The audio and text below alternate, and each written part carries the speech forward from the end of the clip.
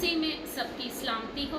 आज मैं आप लोगों से ईमान के मुतालिक कुछ बातें शेयर करूंगी कि एक मसीही का ईमान कैसा होना चाहिए, कितना मजबूत होना चाहिए। दो चीज़ें हैं, ईमान प्लस शक। अगर आप ईमान रखते हैं वहाँ शक नहीं होना चाहिए, क्योंकि शक हमारे ईमान को कमज़ोर कर देता है। फ़र्ज़ करें आप दुआ कर रहे हैं और मांग रहे हैं अपने लिए जॉब, तो ईमान मजबूत रखें और दुआ में कहें कि ए खुदा मुझे जॉब चाहिए, और आपने मुझे दे दी, मेरा ईमान है। तो आप यकीन करेंगे कि उस मजबूत ईमान के वसीले आपको खुदा ने जॉब दे दी।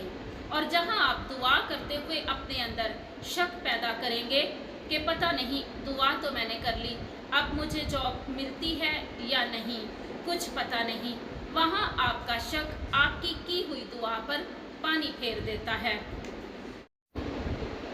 बाइबल मुकद्दस में हमें ईमान की गवाहियाँ जगह जगह मिलती हैं। ईमान के वसीले उन लोगों या उन मुकद्दसीन ने कैसी कैसी बरकतें पाईं। चंद एक का जिक्र मैं आपके सामने पेश करती हूँ। जैसे इब्रानियों के नाम खत, उसके अगर आप 11 बाब का मुतालिया करें तो तकरीबन पूरा बाब ही ईमान की गवाहियों का है। जैसे उसकी चौथी आयत में है, ईमान ही से हाबल ने कायन की निस्बत अफजल कुर्बानी खुदा को गुजरानी, और उसी सबब से उसके हक में गवाही दी गई कि ये सादिक है, क्योंकि खुदा ही ने उसकी नज़रों की बाबत गवाही दी। आमीन। 5वीं आयत में है, ईमान ही से हनूक उठा लिया गया ताकि मौत को ना देखे, और वो नमूदार ना रहा इसलिए कि खुदा ने उसे उठा लिया था। 7वीं आयत, ईमान ही से नूह ने उन चीज़ों की आगाही पाकर जो उस वक़्त देखने में ना आती थी, खुदा तरसी की और अपने घराने के बचाव के लिए कश्ती बनाई। ईमान ही से सारा ने बुढ़ापे में औलाद पाई।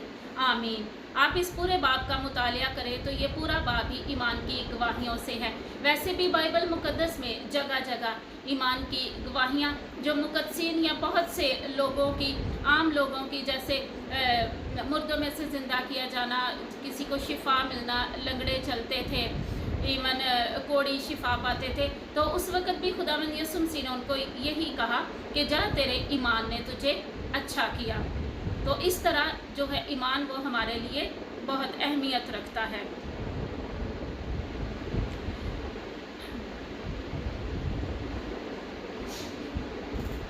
बात ईमान पर हो रही है, मजबूत ईमान पर और ईमान से की हुई दुआ पर।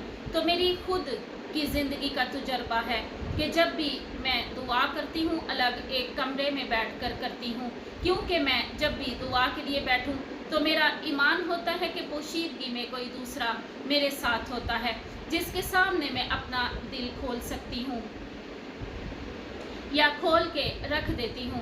बाइबल मुकद्दस भी हमें अलग बंद कमरे में दुआ के लिए कहती है कि जा अपनी कोठरी में जा, दरवाज़ा बंद करके दुआ कर।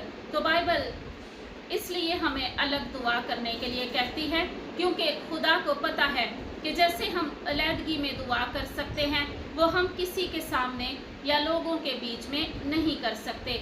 यहाँ मेरा मतलब ये नहीं कि आप लोग चर्च जाना ही छोड़ दें।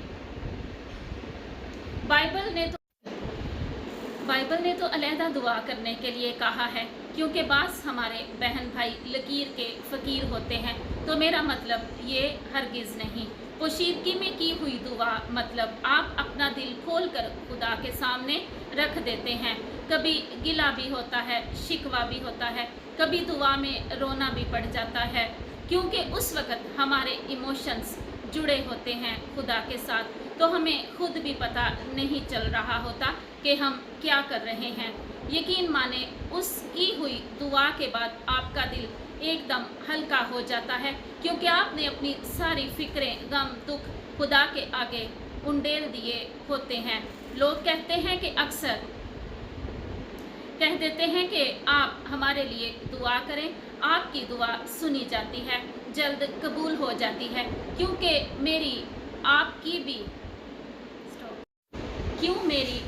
भी सुनी जाएगी, कबूल होगी, बशर्त के आप उस खुदा से ईमान के साथ मांगे। मैं जब भी दुआ करती हूँ अलहदगी में, تو میرا ایمان ہوتا ہے کہ اس وقت اس بند کمرے میں میں یا میرا یسوع نہیں، میں اس یسوع کی ماں اپنی مقدسہ ماں کو بھی اپنے ساتھ محسوس کرتی ہوں۔ وہ ہم اس وقت تین ہوتے ہیں۔ یہ میرا ایمان ہے جس کی وجہ سے خدا میری سنتا ہے، کیونکہ جہاں مقدسہ ماں کی سفارش چلی جاتی ہے تو سمجھیں یا ایمان رکھیں کہ آپ کا وہ کام 100% ہو گیا، کیونکہ بائبل مقدس ہمیں کہتی ہے بغیر ایمان کے خدا کو پسند آنا ناممکن ہے۔ آمین۔ شکریہ۔